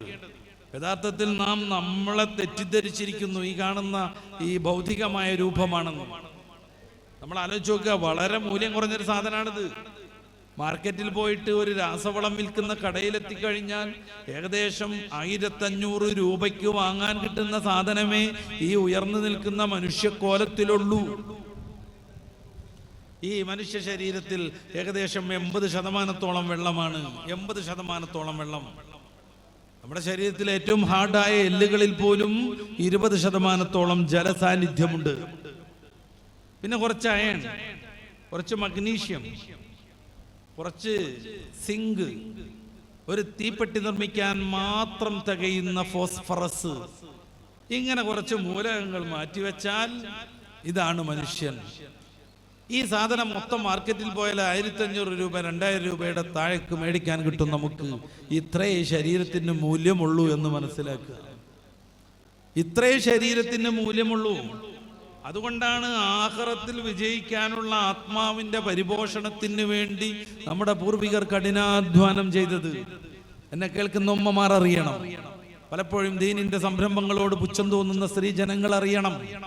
എന്നെ കേട്ടുകൊണ്ടിരിക്കുന്ന അള്ളാഹു നിയന്ത്രിച്ചു നിർത്തിയ പരിധിയിൽ നിന്ന് ഉല്ലംഘിച്ചുകൊണ്ട് ആടാനും പാടാനും രാക്കിളികളായി പാറിപ്പറക്കാനും തയ്യാറാകുന്ന പ്രിയപ്പെട്ട പെൺകുട്ടികൾ കേൾക്കണം. ആഖിറത്തിന്റെ ഏറ്റവും മനോഹരമായ വിജയത്തിന് വേണ്ടി മഹദിയാം നഫീസത്തുൽ മിസ്രിയ റളിയല്ലാഹു അൻഹ 300 പ്രാവശ്യം ഖബർ നിർമ്മിച്ച് അതിലിറങ്ങി ഖുർആൻ ഓതിയിട്ടുണ്ട്. 300 പ്രാവശ്യം. മൊബൈൽ കളിക്കാൻ വേണ്ടി ഡെയിലി 3-4 മണിക്കൂർ ചെലവഴിക്കുന്നവർ നമ്മൾ. പരിശുദ്ധ റമദാൻ കഴിഞ്ഞിട്ട് എത്രമേൽ ഖുർആൻ ഓതി എന്നതിനെ കുറിച്ചൊന്ന് ആലോചിക്കാൻ ഏറ്റവും നല്ല സന്ദർഭമാണിത്. മഹാനരാകുന്ന സയ്യിദ് മദനിയുടെ മുന്നിൽ വെച്ച് ഖദ്ദസല്ലാഹു സിർറഹുൽ അസീസ് നമ്മൾ ആത്മീയ കാര്യങ്ങൾ പറയുമ്പോൾ, ചർച്ച ചെയ്യുമ്പോൾ, പരിശുദ്ധ റമദാൻ കഴിഞ്ഞ് ശവ്വാൽ കഴിഞ്ഞ് ദുൽഖഅദയിലേക്ക് നമ്മൾ എത്തിക്കഴിഞ്ഞു. ഇതിനിടക്ക് റമദാനിന് ശേഷം നമ്മൾ എത്ര ഖുർആൻ ഓതി എന്ന് ഉമ്മമാരും സഹോദരിമാരും ആലോചിക്കണം.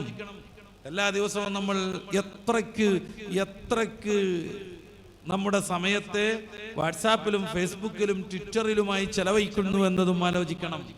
നഫീസത്തുൽ മിസ്രി ആലോചിച്ചു. അള്ളാഹുവിന്റെ പറുദീസയിൽ സ്ഥാനം കിട്ടണം, ഉന്നതയായി വിരാജിക്കണം, അള്ളാഹുവിന്റെ കോടതിയിൽ ഒച്ചാനിച്ചു നിൽക്കേണ്ട ഗതികേട് വരരുത്.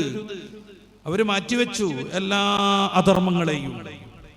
അവര് സ്വന്തമായി ഖബർ കുഴിപ്പിച്ചിട്ട് അതിലിറങ്ങി 300ഓളം പ്രാവശ്യം ഖത്ം തീർത്തു പരിശുദ്ധ ഖുർആൻ. ഖബറത്തുമ്പോ പൊട്ടിക്കരഞ്ഞുകൊണ്ട് ആഖിറത്തെ കുറിച്ചുള്ള പരാമർശം വരുമ്പോഴേക്ക് വല്ലാതെ ദുഃഖ പരവശയായിക്കൊണ്ട് എത്രമേൽ ദുന്യാവിനെ അവർ അവഗണിച്ചു എന്നത് നമ്മളൊന്ന് ആലോചിക്കുക. ദുന്യാവ് നമുക്ക് അനുഭവിക്കാൻ പറ്റൂലേ? പറ്റും. ദുന്യാവിലെ സൗകര്യങ്ങളൊക്കെ പറ്റൂലേ? അതും പറ്റും. ദുന്യാവിൽ പണം സ്വരുക്കൂട്ടിക്കൂടെ? എല്ലാം ആവാം. പക്ഷേ അതൊന്നും ആഖിറത്തിലേക്കുള്ള പാതയിൽ വാരിക്കുഴി സൃഷ്ടിക്കരുത്. ആഖിറത്തിലേക്കുള്ള പാതയ്ക്ക് സഹായകമായ രീതിയിലാവണം അത്. മഹദിയാകുന്ന റാബിയത്തുൽ അദബിയെ കുറിച്ച് പോലും കൂടെ ഞാൻ സൂചിപ്പിക്കുകയാണ്. ധാരാളം സ്ത്രീകൾ എന്നെ കേൾക്കുന്നുണ്ട്. 4ാമതായിരുന്നു തൻ്റെ ഉപ്പയുടെ 4ാമത്തെ പെൺകുട്ടി. അങ്ങനെയാണ് റാബിയയായത്. ഭക്ഷ്യക്ഷാമം രൂക്ഷമായപ്പോൾ വല്ലതും കിട്ടുന്നു കരുതിയിട്ട് ഇറങ്ങിയ സമയത്താണ് കൊള്ളക്കാർ പിടിച്ചുകൊണ്ടുപോയി വിൽക്കുന്നത്. അങ്ങനെ ഒരു സമ്പന്നന്റെ അടിമയായി മാറി. അവിടുത്തെ വീട്ടുജാല കഠിനമായി ചെയ്തുകൊണ്ടിരുന്നു. ഒരു ദിവസം രാത്രിക്ക് ഏകദേശം സുബഹിയുടെ ഇത്തിരി മുന്നേ ആ സമ്പന്നനാകുന്ന ഉടമ ഉറക്കമുണരുകയാണ്. ആ സമയത്ത് റാബിയ കിടന്നുറങ്ങുന്ന ചെറിയൊരു ഷെഡ് പോലുള്ള സാധനമുണ്ട്. എല്ലാ സംവിധാനങ്ങളൊന്നുമില്ല. അവിടെ നിന്ന് ആരോടോ ഉള്ള സംസാരം കേൾക്കുന്നു. ഇദ്ദേഹത്തിന് സംശയം തോന്നി, ആരോടാ ഈ നട്ടപ്പാതിരിക്ക് റാബിയ സംസാരിച്ചുകൊണ്ടിരിക്കുന്നത്. അദ്ദേഹം പതിയെ വന്നു. ആ കള്ളനെന്ന് പിടികൂടണം, റാബിയന്റെ എല്ലാ പ്രശ്നവും ഒന്ന് തീർക്കണം. അദ്ദേഹം പതിയെ വന്നപ്പോൾ തേങ്ങൽ കേൾക്കുന്നു. റാബിയ തന്നെ ആത്മകഥമായി സ്വന്തം സംസാരിച്ചുകൊണ്ടിരിക്കുകയാണ്. അദ്ദേഹം ശ്രദ്ധിച്ചു, റാബിയ അറിയാതെ ശ്രദ്ധിച്ചു. ആ സമയത്ത് മഹദി എന്താ പറയുന്നത്? 14 വയസ്സുകാരിയാകുന്ന റാബിയ റളിയല്ലാഹു അൻഹു എന്ത് പറയുന്നു? പടച്ച റബ്ബിനോട് കരളുരുകിക്കൊണ്ട് കണ്ണു നിറച്ച് പറയാൻ, പടച്ചോനെ ഇനിയും തഹജ്ജുദ് നിസ്കരിക്കണമെന്ന് മോഹമുണ്ട്, പടച്ച റബ്ബേ ഇനിയും ഖുർആൻ ഓതണമെന്ന് മോഹമുണ്ട്, നേരം വെളുക്കുവോളം ദിക്റിലും ഫിക്റിലുമായി കഴിയണമെന്ന് മോഹമുണ്ട്. പക്ഷേ ഞാൻ ഒരാളുടെ അടിമയാണെന്ന് നിനക്കറിയാലോ. രാവിലെ മുതൽ വൈകിട്ട് വരെ അദ്ദേഹം പറയുന്ന എല്ലാ ജോലിയും ചെയ്യേണ്ടതുണ്ട്. അതിന് എൻ്റെ ശരീരം പാകപ്പെട്ട് കിട്ടാൻ ഇത്തിരിയെങ്കിലും എനിക്ക് ഉറങ്ങണം. അതുകൊണ്ട് റബ്ബേ മോഹം തീർന്നിട്ടില്ല, നിസ്കരിച്ച് താല്പര്യം വിട്ടിട്ടില്ല, ഞാൻ ഉറങ്ങാൻ പോവാൻ. ക്ഷമാപണം നടത്തുകയാണ് റാബിയ റളിയല്ലാഹു അൻഹ. 14-കാരിയാണ്. പടച്ചോനെ ഇനിയും തഹജ്ജുദ് നിസ്കരിക്കണം എന്ന് ആഗ്രഹമുണ്ട്, ഇനിയും ഖുർആൻ ഓതണമെന്നുണ്ട്, നേരം വെളുക്കുവോളം ഉറക്കൊഴിക്കണമെന്നുണ്ട്. പക്ഷേ ഞാനൊരുത്തൻ്റെ അടിമയാണ്. അദ്ദേഹം പറയുന്ന ജോലി വൈകിട്ട് വരെ ചെയ്യേണ്ടവളാണ്. എൻ്റെ ശരീരം അതിന് പാകപ്പെടണമെങ്കിൽ ഇത്തിരി ഉറങ്ങണം. അതുകൊണ്ട് ഞാൻ ഉറങ്ങാൻ പോവാന്ന് കനിവാർന്ന സ്വരത്തിൽ റാബിയത്തുൽ അദബിയ്യ അള്ളാഹുവിനോട് പ്രാർത്ഥിക്കുന്നതാണ്. എന്തൊക്കെ തെറ്റിദ്ധരിച്ച് ശബ്ദം കേൾക്കാൻ പോയ ഉടമ അറിയുന്നത്. അദ്ദേഹം പതിയെ തന്നെ മടങ്ങിപ്പോന്നു. പിറ്റേ ദിവസം റാബിയത്തുൽ അദബിയെ വിളിച്ചിട്ട് സ്വതന്ത്രയാക്കുന്നു. നീ ആ പറഞ്ഞതുപോലെ ഫുള്ള് ഇബാദത്ത് ചെയ്തോളൂ, ഈ വീട്ടിൽ ഞാൻ സൗകര്യം ചെയ്യാം, അല്ലെങ്കിൽ നിനക്ക് എൻ്റെ കുടുംബത്തിലേക്ക് ചേരാം. റാബിയ റളിയല്ലാഹു അൻഹ കുടുംബത്തിലേക്ക് പോകുന്നു.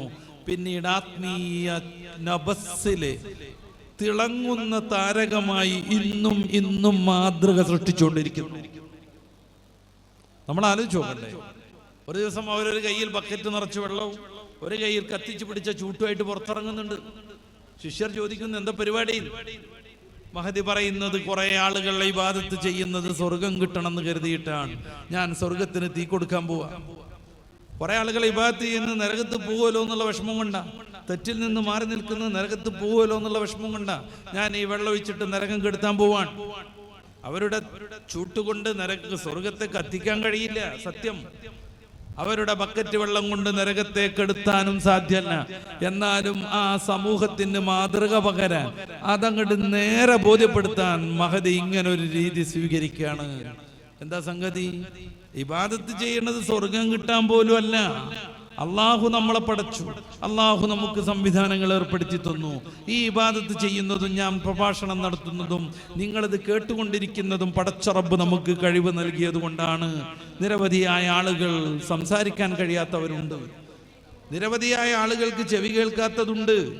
നമ്മൾ ചെയ്യുന്ന ഇബാദത്തുകൾ എന്തെങ്കിലും നമുക്ക് പ്രതിഫലം തിരിച്ചു കിട്ടാൻ പാകപ്പെട്ടതേ അല്ല. അങ്ങനെയാണ് വലിയ മഹാന്മാർ ചിന്തിച്ചത്, മഹദികൾ ചിന്തിച്ചത്.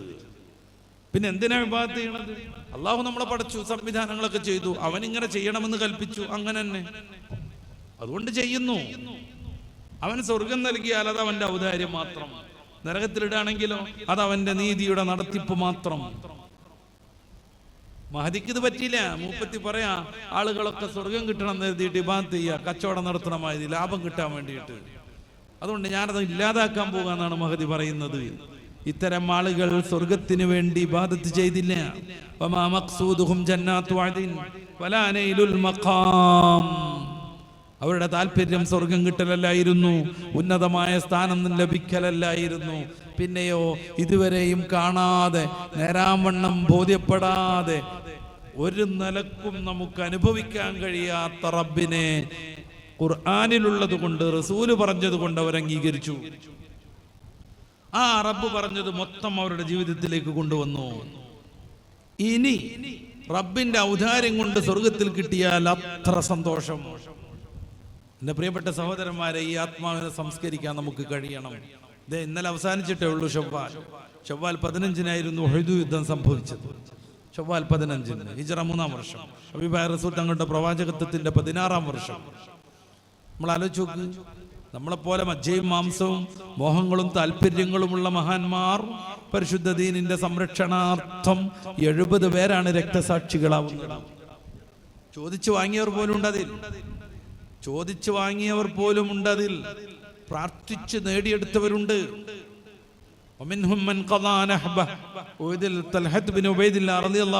കുറിച്ച് അവിടുത്തെ സേവനത്തെ കുറിച്ച് ഖുർആൻ പറയുന്നത് അങ്ങനെയാണ്. അവരുടെ കൂട്ടത്തിൽ ഉത്തരവാദിത്വം സമ്പൂർണമായി വിനിയോഗിച്ചവരും നിർവഹിച്ചവരുമുണ്ട്. അള്ളാഹു എന്തിനാണോ പടച്ചുവിട്ട് ആ ഉത്തരവാദിത്വം സമ്പൂർണമായി അവർ നിർവഹിച്ചു. റബ്ബിന് വേണ്ടി മാത്രം അവർ ആലോചിച്ചു. ആനന്ദം പരിശുദ്ധമായ ഇസ്ലാമിൽ അവർ കണ്ടെത്തി. ഇസ്ലാം പറയുന്ന ആരാധനകളും ഇസ്ലാം അനുവദിക്കുന്ന സദ്കർമ്മങ്ങളും വഴി അവർ പരിശുദ്ധമായ സ്വർഗത്തിലേക്ക് അടുത്തടുത്തു വന്നു. ജീവിതത്തെ തന്നെയും അവർ പരമാനന്ദത്തിന്റെ ഒരു മേഖലയാക്കി തീർത്തു. നേരം വെളുക്കുന്നത് വലിയ സന്തോഷം, സുബഹിസ്കരിക്കാമല്ലോ ഒന്ന്, വാങ്ങൊടുക്കുമ്പോഴേക്ക് വല്ലാത്ത സന്തോഷം, ജമാഅത്തിന് പോകാമല്ലോ ഒന്ന്, കയ്യിൽ കാശ് കിട്ടിയാൽ നല്ല സന്തോഷം, സദഖ കൊടുക്കാമല്ലോ ഒന്ന്. അങ്ങനെ അവർ ഓരോ നിമിഷവും ആഖിറത്തിന് വേണ്ടി ജീവിതത്തെ മാറ്റിവെച്ചു. പൂർവികരാവുന്ന മഹാന്മാരോട് ചേർന്ന് നിൽക്കാൻ അവർ ആഗ്രഹിച്ചു, പ്രാർത്ഥിച്ചു, കൊടുത്തിച്ചു. ചില്ലറ ആളുകളൊന്നുമല്ല. മഹാനായ ഇബ്രാഹിം നബി അലൈഹി സ്വലാത്തു വസ്സലാം സൂറത്ത് ശുഅറാഇന്റെ 80 മുതലുള്ള വാക്യങ്ങളിൽ അവിടുന്ന് ചില പ്രാർത്ഥന നടത്തുന്നുണ്ട്. റബ്ബി ഹബ്ലി ഹുക്മൻ വഅൽഹിഖ്നി ബിസ്വാലിഹീൻ. പടച്ച റബ്ബേ, എനിക്ക് വിജ്ഞാനം നൽകണം, എന്നെ വലിയ വലിയ പൂർവീക മഹാന്മാരോടൊപ്പം ചേർത്തി തരണം. നമ്മൾ ഉറൂസ് നടത്തുന്നത് അതിനാണ്. അവരോടൊപ്പം ചേരണം, അവരുടെ കീഴിലായി പരിശുദ്ധമായ ഫിർദൗസിലേക്ക് യാത്ര പോകാനാകണം. പരിശുദ്ധ ഖുർആനിൽ ഇത്തരം പ്രാർത്ഥനകൾ വേറെയും കാണാം. യാക്കൂബ് നബി അലൈഹി സ്വലാത്തു വസ്സലാം തന്റെ മക്കളെ വിളിച്ച് നടത്തിയ ഉപദേശം ഞാൻ നേരത്തെ സൂചിപ്പിച്ചു. ഈ ഉപദേശം നേരിട്ട് സ്വീകരിച്ച യൂസുഫ് സിദ്ദീഖ് അലൈഹിസ്സലാം, മഹാനായ യൂസുഫ് നബി അലൈഹി സ്വലാത്തു വസ്സലാം തന്റെ ജീവിതത്തിന്റെ അവസാന ഘട്ടത്തിൽ നടത്തുന്ന ഒരു പ്രാർത്ഥന സൂറത്ത് യൂസുഫിന്റെ 101-ാമത്തെ വാക്യത്തിലുണ്ട്. റബ്ബി ഖദ് ആതൈതനി മിനൽ മുൽക്ക് വഅല്ലംതനി മിൻ തഅ്വീലിൽ അഹാദീസ് ഫാത്തിറസ് സമാവാതി വൽ അർള് അൻത വലിയ്യി ഫിദ് ദുനിയ വൽ ആഖിറ തവഫനി മുസ്ലിമൻ വഅൽഹിഖ്നി ബിസ്വാലിഹീൻ. പടച്ച റബ്ബേ, നീ എനിക്ക് എല്ലാ പ്രതാപവും നൽകി. പൊട്ടക്കിണറിൽ നിന്ന് ഈജിപ്തിന്റെ സിംഹാസനത്തിലേക്ക് നീ എന്നെ കൊണ്ടുവന്നു. എല്ലാ അനുഗ്രഹങ്ങളും നീ നൽകി. പക്ഷേ ഏറ്റവും പ്രാധാന്യം, മരണസന്ദർഭത്തിൽ എൻ്റെ ഉപ്പ ഞങ്ങളെ വിളിച്ചു പറഞ്ഞൊരു കാര്യമുണ്ട്. തവഫനി മുസ്ലിമൻ, മുസ്ലിങ്ങളായി മരിക്കണം. വലാ തമൂതുന്ന ഇല്ലാ വഅൻതും മുസ്ലിമൂൻ. മുസ്ലിങ്ങളായിട്ടല്ലാതെ നിങ്ങൾ മരിക്കരുതെന്ന് ഞങ്ങളുടെ പിതാവ് മരണവക്രത്തിൽ ഞങ്ങളെ വിളിച്ച് അവസാനമായി ബോധിപ്പിച്ചിട്ടുണ്ട്. തന്റെ മരണം കാക്ഷിച്ചു നിൽക്കുന്ന ഒരു സന്ദർഭത്തിൽ യൂസുഫ് നബി അലൈഹി സ്വലാത്തു വസ്സലാം അതേ കാര്യം റബ്ബിനോട് ചോദിക്കുന്നു. തവഫനി മുസ്ലിമൻ, എന്നെ മുസ്ലിമായി നീ മരിപ്പിക്കണം. വഅൽഹിഖ്നി ബിസ്വാലിഹീൻ, പൂർവീകരാകുന്ന മഹാന്മാർ സാലിഹീങ്ങൾ അവരുടെ കൂട്ടേ നീ എന്നെ ചേർത്തി തരണം. സൂറത്ത് ആൽ ഇംറാനിൽ സൂറത്തു നിസാഇന്റെ 64-ാമത്തെ വാക്യത്തിൽ വഹസുന ഉലൈക റഫീഖ എന്നാണ് പ്രയോഗം. ഇത്തരം മഹാന്മാർ, രക്തസാക്ഷികൾ, പ്രവാചകന്മാർ, മുർസലീങ്ങൾ, സ്വാലിഹീങ്ങൾ, സുദ്ദീഖുമാർ അവരൊരു വലിയ സുഹൃത്ത് സംഘമാകുന്നു. അവർ വലിയൊരു കൂട്ടുകാരുടെ ഗ്രൂപ്പാകുന്നു. സ്വർഗത്തിൽ അവർ അങ്ങോട്ടും ഇങ്ങോട്ടും സംവദിച്ചുകൊണ്ടിരിക്കും, കാണും, സംസാരിക്കും. ഈ സൂക്തം അവതരിക്കാനുള്ള കാരണം പോലും അല്ലാഹുവിന്റെ റസൂലിന്റെ സേവകനായിരുന്ന മഹാനാവുന്ന സൗബാൻ റളിയല്ലാഹു അൻഹു ഒരു വിഷമമായിട്ട് റസൂലിന്റെ മുന്നിൽ വരുമ്പോഴാണ്.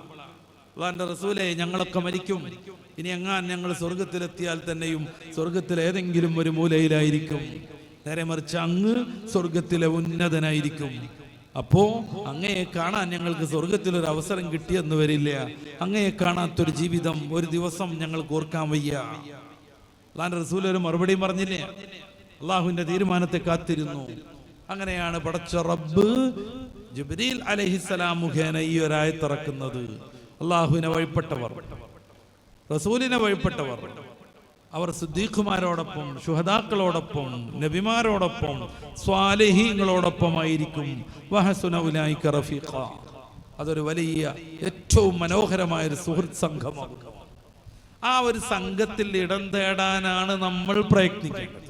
മനുഷ്യ ജന്മത്തിന്റെ പരമമായ ലക്ഷ്യത്തെക്കുറിച്ച് ഖുർആൻ പറയുന്നുണ്ട്. സൂറത്തു ആൽ ഇംറാനിന്റെ 185-ാമത്തെ വചനം. എന്താ ഖുർആനിലുള്ളത്?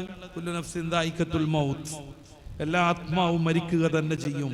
നകളിപ്പുമായി ജീവിക്കുന്നവർ, അള്ളാഹുവിന്റെ നിയമത്തിന് യാതൊരു വിലയും നൽകാത്തവർ, സിനിമയ്ക്കും താന്തോന്നിത്വത്തിനും വേണ്ടി ആയുസ് ചെലവഴിക്കുന്നവർ, നിസ്കാരം പോലും കൃത്യമായി നിർവഹിക്കാത്തവർ, ദീപത്തും നമീമത്തുമായി ജീവിതത്തെ മലിനപ്പെടുത്തുന്നവർ, കളവ് നടത്തുന്നവർ, സാമ്പത്തികമായി വഞ്ചന നടത്തുന്നവർ, സെക്സൽ ഹറാസ്മെന്റിന് നേതൃത്വം നൽകുന്നവർ, എല്ലാ തരായി സംഗതികളും നമ്മുടെ സിറ്റികളിലൊക്കെ ലഭ്യമാണ്.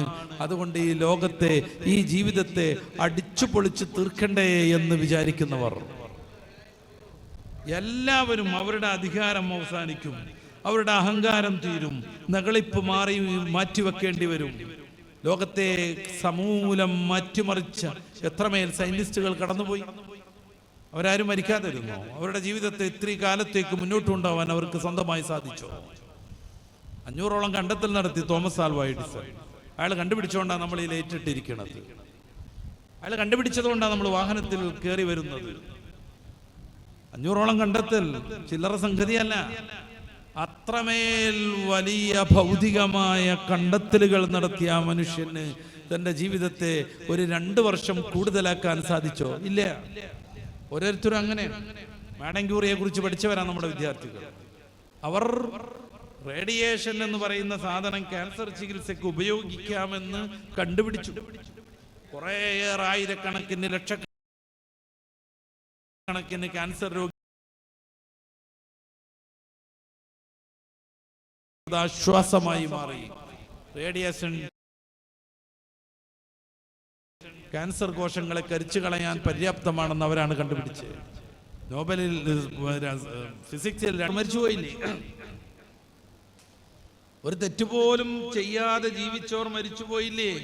രാവിലെ മുതൽ വൈകിട്ട് വരെ തദ്രീസ്, ഇത്തിരി ഉറങ്ങിയെന്ന് വരുത്തിയിട്ട് പിന്നെ ദീർഘമായ തഹജ്ജുദ് നിസ്കാരം, പിന്നെ ഖുർആനിന്റെ ആത്മാവിലേക്ക് ഊർന്നിറങ്ങിയുള്ള ഖുർആൻ പാരായണം, പൊട്ടിക്കരച്ചിലുകൾ.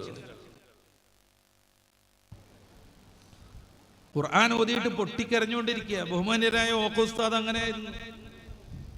ബഹുമാന്യരാകുന്ന ഓക്കെ ഉസ്താദ് അങ്ങനെയായിരുന്നു. പൊട്ടിക്കരഞ്ഞുകൊണ്ട് ഖുർആൻ ഓതിക്കൊണ്ടിരിക്കുക. ഭൂമിക്ക് തീരെ അവർ ഭാരമല്ലായിരുന്നു. സമൂഹം പുണ്യപ്പൂമാൻ മുഹമ്മദുർ റസൂലുള്ളാഹി 63 വയസ്സ് മാത്രമല്ലേ ജീവിച്ചുള്ളൂ. എല്ലാവരും പോകും. പരിശുദ്ധ ഖുർആനിൽ ഏറ്റവും അവസാനമായി ഇറങ്ങിയ സൂക്തം, പരിശുദ്ധ ഖുർആനിൽ ഏറ്റവും അവസാനമായി ഇറങ്ങിയ സൂക്തം സൂറത്തുൽ ബഖറയുടെ 281-ാമത്തെ വാക്യം. വത്തഖൂ യൗമൻ തുർജഊന ഫീഹി ഇലല്ലാഹ്. വത്തഖൂ യൗമൻ തുർജഊന ഫീഹി ഇലല്ലാഹ്. അല്ലാഹുവിലേക്ക് മടക്കപ്പെടുന്ന ഒരു ദിവസം വരാനുണ്ട്. അല്ലാഹുവിലേക്ക് മടക്കപ്പെടാനുള്ള ഒരു ദിവസം വരാനുണ്ട്. ആ ദിവസത്തെ ശ്രദ്ധാപൂർവം കൈകാര്യം ചെയ്യണം. ഈ പ്രഭാഷണം പൂർത്തിയാക്കാൻ ഞാൻ ആഗ്രഹിച്ചുകൊണ്ടിരിക്കുന്നു. പക്ഷേ അതിനെനിക്ക് സാധിച്ചു കൊള്ളണമെന്നില്ല. ഇത് കേട്ട് നിങ്ങൾ ഉദ്ദേശിച്ച ഏതെങ്കിലും ഒരു സംവിധാനത്തിലേക്ക് എത്തിപ്പെടാൻ എൻ്റെ പ്രിയപ്പെട്ട സഹോദരന്മാരെ, സഹോദരിമാരെ, ആർക്കുമേ സാധിച്ചു കൊള്ളണമെന്നില്ല. പ്രഭാഷണത്തിന് എഴുന്നേറ്റ് നിന്ന് ഇൻട്രൊഡക്ഷൻ തുടങ്ങുമ്പോഴേക്ക് കണ്ണുമിഴിഞ്ഞ് മരണപ്പെട്ടവരുണ്ട്. നമ്മുടെ JPJ അബ്ദുൽ കലാം നിങ്ങളുടെ സ്റ്റേറ്റിൽ കർണാടകയിലെ ഷിംലയിൽ വന്നിട്ട് ഒരു വിദ്യാർത്ഥികളോട് സംവാദം നടത്താൻ വേണ്ടി അതിൻ്റെ ആമുഖം തുടങ്ങുന്നേ ഉണ്ടായിരുന്നുള്ളൂ. ആ പ്രസംഗം തുടങ്ങണ മൂപ്പരാണ്. അപ്പോൾ ഈ കണ്ണിങ്ങനെ മിഴിഞ്ഞു പോയി. അംഗരക്ഷകൻ ഓടി വന്നിട്ട് താങ്ങി പിടിച്ചപ്പോഴേക്ക് മരണപ്പെട്ടിരുന്നു. ആരായിരുന്നു അദ്ദേഹം? The missile man of India. ഇന്ത്യക്ക് അദ്ദേഹത്തെ ആവശ്യമുണ്ടായിരുന്നു. അതുകൊണ്ട് എല്ലാ ട്രീറ്റ്മെന്റും സൗജന്യമായിരുന്നു, എല്ലാ പരിശോധനകളും സൗജന്യമായിരുന്നു. കൃത്യമായ ഇടവേളകളിൽ എയിംസിലെയും മറ്റും വലിയ എണ്ണം പറഞ്ഞ ഡോക്ടർമാർ അദ്ദേഹത്തിന് ചികിത്സ നൽകുമായിരുന്നു, പരിശോധിക്കുമായിരുന്നു. പക്ഷെ പടച്ച റബ്ബിന്റെ തീരുമാനത്തെ അതിന്റെ തൊട്ടു മുന്നേ നടന്ന ഫുൾ ബോഡി ചെക്കപ്പിൽ കണ്ടുപിടിക്കാൻ ആർക്കുമേ സാധിച്ചില്ല. അദ്ദേഹം പ്രഭാഷണം തുടങ്ങിയതേ ഉള്ളൂ. കുറെ പ്രതീക്ഷകൾ ഉണ്ടായിരുന്നു. നമ്മുടെ യുവാക്കളെ ഉത്തേജിപ്പിച്ചുകൊണ്ടുള്ള അദ്ദേഹത്തിന്റെ പുസ്തകങ്ങൾ നമുക്കറിയാം. അഗ്നിച്ചിറകുകളടക്കം അദ്ദേഹത്തിൻ്റെ PA പറയുന്നുണ്ട്, ഡൽഹിയിൽ നിന്ന് വരുവോളം ഞാനും സാറും സംസാരിച്ചത് പുതിയ പുസ്തകത്തെക്കുറിച്ചാണ്. അതിൻ്റെ ലെസൺസ് തീരുമാനിച്ചു. ഞങ്ങൾ ഡൽഹിയിലെത്തിയിട്ട് അത് രചിക്കണമെന്ന് വിചാരിച്ചു. പക്ഷേ ഈ പക്ഷക്കൊരർത്ഥമില്ല. നമുക്ക് ടൈറ്റാനിക് സൃഷ്ടിക്കാൻ അറിയാം, പക്ഷേ മഞ്ഞുകട്ടയിലിടിച്ച് ടൈറ്റാനിക് മുങ്ങുന്നത് പ്രതിരോധിക്കാൻ കഴിയില്ല. നമുക്ക് വലിയ വലിയ സംഗതികൾ സൃഷ്ടിച്ചെടുക്കാൻ പറ്റും. പടച്ച റബ്ബിന്റെ തീരുമാനം അതിനെ വെല്ലുവിളിക്കുന്ന വിധത്തിലായി തീർന്നാൽ നമ്മൾ നിഷ്പ്രഭരായി പോയി. നിരവധിയായ സമ്പത്ത് സ്വരൂകൂട്ടിയിട്ടുണ്ടാകും. ഒരു തുള്ളി വെള്ളമിറങ്ങാൻ കഴിയാതെ കഷ്ടപ്പെടുന്നതും ചിലപ്പോൾ അവരായിത്തീരും. എത്രയോ വിഭവങ്ങൾ ഒന്നിച്ചു വീട്ടിലുണ്ട്, പക്ഷെ ഒന്നും തൊടാൻ പറ്റില്ല. ചിലതിന് പ്രഷർ, ചിലതിന് ഷുഗർ, ചിലതിന് കൊളസ്ട്രോൾ, മറ്റു ചിലതിന് യൂറിക് ആസിഡ്. ഇതെല്ലാം കഴിഞ്ഞാൽ ക്രിയാറ്റിൻ ഇഷ്ടം പോലെ സമ്പാദിച്ചിട്ടുണ്ട്, പക്ഷെ തൊടാൻ പറ്റൂല. പടച്ച റബ്ബിന്റെ തീരുമാനത്തെ അതിജയിക്കാൻ നമുക്ക് സാധ്യമല്ലെന്ന് എൻ്റെ പ്രിയപ്പെട്ട വിശ്വാസികളെ നമ്മളെങ്കിലും ഉൾക്കൊള്ളണം. എന്നിട്ട് പരിശുദ്ധ ഖുർആൻ പറഞ്ഞ ജീവിതത്തിന്റെ യഥാർത്ഥ ലക്ഷ്യം, കുല്ലു നഫ്സിൻ ദായിഖത്തുൽ മൗത്ത് വഇന്നമാ തുവഫൗന ഉജൂറഹും യൗമൽ ഖിയാമ. നിങ്ങളുടെ പ്രതിഫലം ഖിയാമത്ത് നാളിനു ശേഷമാണ് ലഭ്യമാവുക. വമൻ സുഹ്സിയാനിൻ നാർ, അന്ന് ആരുണ്ട് നരകത്തിൽ നിന്ന് ദൂരെ പോകുന്നു. വഉദ്ഖിലൽ ജന്ന, സ്വർഗത്തിൽ പ്രവേശം നേടാനുമാകുന്നു. ഫഖദ് ഫാസ്, അവരാണ് വിജയിച്ചവർ. നരകത്തിൽ നിന്ന് ദൂരെയാവാനാകണം. നമ്മുടെ അധ്വാനം അതിനാണ്, നമ്മുടെ ഉറൂസ് അതിനാണ്. നമ്മൾ ഉറൂസിൽ മഹാന്മാരെ സ്നേഹിക്കുന്നത് അതിനാണ്. സ്ത്രീ പുരുഷ സങ്കലനത്തിനല്ല, സ്ത്രീകളുടെ മുന്നിൽ ഷെയിൻ ചെയ്തിട്ട് അവരുടെ ആകർഷണം നേടാനല്ല. സ്ത്രീകൾ പൊതുവെ വസ്ത്രം ഒഴിവാക്കാനും അവരുടെ ശരീരത്തിന്റെ പല പല രഹസ്യ ഭാഗങ്ങൾ പോലും വെളിപ്പെടുത്താനുമുള്ള ട്രെൻഡുള്ളവരാണ്. എന്തിന്? പുരുഷന്മാരാകർഷിക്കാൻ. നേരം വെളുക്കോളം ഉറൂസിന് വന്നിട്ട് സ്ത്രീകളും പുരുഷന്മാരും അങ്ങോട്ടും ഇങ്ങോട്ടും ആകർഷിപ്പിക്കാനല്ല, പടച്ച റബ്ബിന്റെ മാർഗത്തിലൂടെ മുന്നോട്ട് പോകാൻ, പടച്ച റബ്ബിന്റെ സ്വർഗത്തിൽ പ്രവേശം നേടിയെടുക്കാൻ. വമൻ സുഹ്സിയാനിൻ നാർ, ആര് നരകത്തിൽ നിന്ന് ദൂരെയാകുന്നു. വഉദ്ഖിലൽ ജന്ന, സ്വർഗത്തിൽ കയറാനുമാകുന്നു. ഫഖദ് ഫാസ്, അവരാണ് വിജയിച്ചവർ, അവർ മാത്രമാണ് വിജയിച്ചവർ. സൂറത്തു താഹയുടെ 75 മുതലുള്ള വാക്യങ്ങളിൽ ഖുർആൻ ഇത് വിസ്തരിച്ചു പറയുന്നുണ്ട്.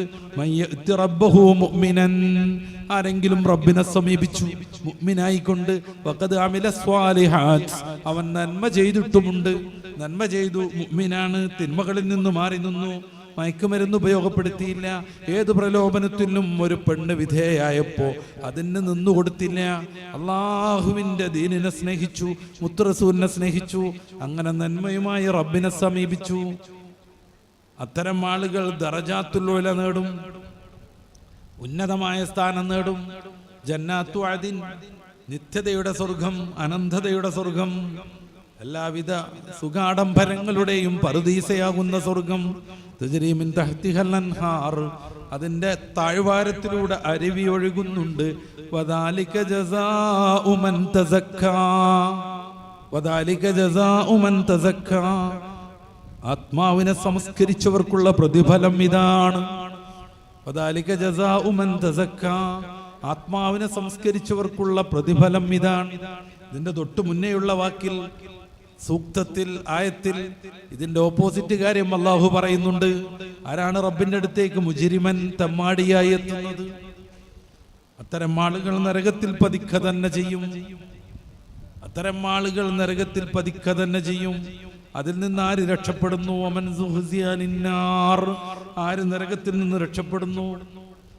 വഉദ്ഖിലൽ ജന്ന, സ്വർഗത്തിൽ പ്രവേശിക്കാനും ആർക്ക് സാധ്യമാകുന്നു? ഫഖദ് ഫാസ്, അവരാണ് വിജയിച്ചവർ, അവരാണ് വിജയിച്ചവർ. ഈ ദുന്യാവിന്റെ എല്ലാ പ്രലോഭനങ്ങളെയും അതിജയിക്കാൻ നമുക്ക് കഴിയണം. മലയാളത്തിലുള്ള ഒരു പുസ്തകത്തിന്റെ പേര് ഞാൻ പരിചയപ്പെടുത്താം. വിജയത്തിന് വേണ്ടി നോ പറഞ്ഞുകൊണ്ടിരിക്കുക, അതാണ് പുസ്തകത്തിന്റെ പേര്. വിജയത്തിന് വേണ്ടി നോ പറയണം. കൂട്ടുകാരൻ മയക്കുമരുന്നിലേക്ക് ക്ഷണിക്കുമ്പോൾ ചെറുപ്പക്കാരെ നോ പറയണം. ഈ ഒരു ചെറുപ്പക്കാരൻ നല്ല ഉഷാറുണ്ട്, ഇവന്റെ നമ്പർ ഞാൻ തരാം, നീ ഒന്ന് കോൾ ചെയ്തു നോക്ക്, നിനക്കൊരു അഫയർ ആവട്ടെ എന്നും പറഞ്ഞിട്ട് കോളേജിലെ കൂട്ടുകാരി വരുമ്പോൾ പ്രിയപ്പെട്ട പെൺകുട്ടി നോ പറയാൻ കഴിയണം. ഇന്ന് ക്ലാസ് കട്ട് ചെയ്ത് എൻ്റെ കൂടെ പോരാമോനെ എന്ന് ചോദിക്കുമ്പോൾ നോ പറയാനാകണം. വിജയത്തിന് വേണ്ടി നോ പറയണം. അതാണ് ഇമാമുന ഗസാലി തങ്ങൾ ബിദായത്തു വന്നിഹായുടെ 2-ാം ഭാഗത്തിന്റെ ആമുഖത്തിൽ നന്മകൾ ചെയ്യുന്നതിനേക്കാൾ പ്രധാനം തിന്മയിൽ നിന്ന് മാറി നിൽക്കലാണെന്ന് പ്രത്യേകം പറയുന്നത്. നന്മയിൽ ജീവിക്കുന്നതിനേക്കാൾ പ്രധാനം തിന്മയിൽ നിന്ന് മാറി നിൽക്കലാണ്. വാജിബായ നിസ്കാരങ്ങളൊക്കെ നടത്തും, നന്മയാണ്. പക്ഷെ ഉറങ്ങണമെങ്കിൽ കള്ളു കുടിക്കും. ഇതാണ് ഏറ്റവും പ്രധാനം. നന്മയിൽ ജീവിക്കുന്നതിനേക്കാൾ പ്രധാനം തിന്മയിൽ നിന്ന് മാറി നിൽക്കലാണ്. തിന്മയിൽ നിന്ന് മാറി നിന്ന് നന്മ ചെയ്യുമ്പോഴാണ് വൗദ്ഖിലൽ ജന്ന, സ്വർഗത്തിൽ കയറാൻ കഴിയുക. എൻ്റെ പ്രിയപ്പെട്ട സഹോദരന്മാരെ, നമ്മുടെ ജീവിതത്തെ തോൽപ്പിക്കാനുള്ള നിരവധിയായ പ്രലോഭനങ്ങൾ നമ്മുടെ ചുറ്റുഭാഗത്തുണ്ട്. ചിലതാ ഞാൻ പറഞ്ഞത്, മദ്യത്തിൻ്റെയും മയക്കുമരുന്നിൻ്റെയും കാര്യം. ഒന്നിനും വീണ്ടു കൊടുക്കരുത്. കുറഞ്ഞ ജീവിതം, ഈ ജീവിതത്തെക്കുറിച്ച് ആഖിറത്തിലേക്കുള്ള അധ്വാനത്തിൻ്റെ സമയവും സന്ദർഭവും എന്നാണ് റസൂലുള്ളാഹി തങ്ങൾ പറഞ്ഞത്. ആ ആഖിറത്തിന് വേണ്ടി അധ്വാനിച്ച് നമ്മുടെ ആത്മാവിനെ സംസ്കരിച്ച് പൂർവികരാകുന്ന മഹാന്മാർ, മദനിത്തങ്ങളെപ്പോലെയുള്ള മഹാന്മാരാകുന്ന സഹാബത്തിനെ പോലെയുള്ള അയിമ്മത്തുൽ മുജ്തഹിദീനെ പോലെയുള്ള പൂർവികരാകുന്ന മഹാന്മാർ പോയ പാതയിലൂടെ നമുക്ക് മുന്നോട്ട് പോകാൻ കഴിയണം. പടച്ച റബ്ബ് തൗഫീഖ് നൽകുമാറാവട്ടെ. നമ്മുടെ എല്ലാവിധ പ്രയാസങ്ങളെയും റഹ്മാനായ റബ്ബേ നീ തീർത്തു തരണേ തമ്പുരാനെ. പടച്ചവനെ, ഓരോ സംരംഭങ്ങൾക്ക് നിന്റെ ബർക്കത്ത് നൽകണേ റഹ്മാനെ. പൂർവോപരി ഭംഗിയായത് അവസാനത്തിലെത്തിക്കാനും സന്തോഷത്തോടുകൂടെ പിരിയാനും പടച്ചവനെ ഞങ്ങൾക്ക് നീ തൗഫീഖ് നൽകണേ റഹ്മാനെ. ഞങ്ങളുടെ മക്കൾ പരമ്പരയിൽ, ശിഷ്യ പരമ്പരയിൽ ഖിയാമത്ത് നാൾ വരെ ഒരാരെയും നീ മുർത്തദാക്കരുത് റഹ്മാനെ, മുബത്തദി ആക്കരുത് റഹ്മാനെ, ഫാസിഖാക്കരുത് റഹ്മാനെ. ഒരാളെപ്പോലും നിന്റെ ദീനിന്റെ വിരുദ്ധരാക്കരുത് റഹ്മാനെ. പടച്ചവനെ, ഇങ്ങോട്ട് എത്തിച്ചേർന്ന വിവിധങ്ങളായ ദേശങ്ങളിൽ നിന്നുള്ള വിശ്വാസികൾ എല്ലാവർക്കും ദുനിയാവിലും ആഖിറത്തിലും നീ വിജയം നൽകണേ റഹ്മാനെ. ഈ മഹാന്മാരുടെ ബർക്കത്ത് കൊണ്ട് ഞങ്ങളുടെ ദുനിയാവും ആഖിറും നീ സന്തോഷത്തിലാക്കി തരണേ തമ്പുരാനെ. ഞങ്ങളുടെ മക്കളെ ദീനിൻ്റെ ഖാദിമീങ്ങളാക്കണേ തമ്പുരാനെ. മുഖ്ലിസീങ്ങളായ ഉലമാക്കളാക്കണേ റഹ്മാനെ. ഈ മദനി കോളേജിലും പരിസരങ്ങളിലും പഠിക്കുന്ന കുറേ മുതഅല്ലിമീങ്ങൾ വേദിയിലുണ്ട്. പടച്ച റബ്ബേ, എല്ലാവർക്കും നല്ല ഇസ്സത്ത് നൽകണേ റഹ്മാനെ. നല്ല ബുദ്ധിശക്തി നൽകണേ തമ്പുരാനെ. ജീവിതത്തിലും പഠനത്തിലുമുള്ള എല്ലാ പരീക്ഷകളെയും പരീക്ഷണങ്ങളെയും അതിജയിക്കാനും സമ്പൂർണ്ണമായി വിജയം നേടാനും അവർക്ക് നീ തൗഫീഖ് നൽകണേ റഹ്മാനെ. റബ്ബനാ ആതിനാ ഫിദ്ദുനിയാ ഹസന വഫിൽ ആഖിറതി ഹസനതൻ വഖിനാ അസാബന്നാർ. അല്ലാഹുമ്മ അദ്ഖിൽനാ വഅദ്ഖിൽ മൻ മാതു മിന്നാ അൽ ജന്നത മഅൽ അബ്റാർ യാ അസീസ് യാ ഗഫാർ ബിറഹ്മതിക യാ അർഹമർ റഹീമീൻ. വസല്ലല്ലാഹു തആല വസല്ലം അലാ ഖൈരി ഖൽഖി സയ്യിദിനാ മുഹമ്മദിൻ വആലിഹി വസഹ്ബിഹി അജ്മഈൻ വൽഹംദുലില്ലാഹി റബ്ബിൽ ആലമീൻ. അസ്സലാമു അലൈക്കും വറഹ്മത്തുള്ളാഹി വബറകാതുഹു.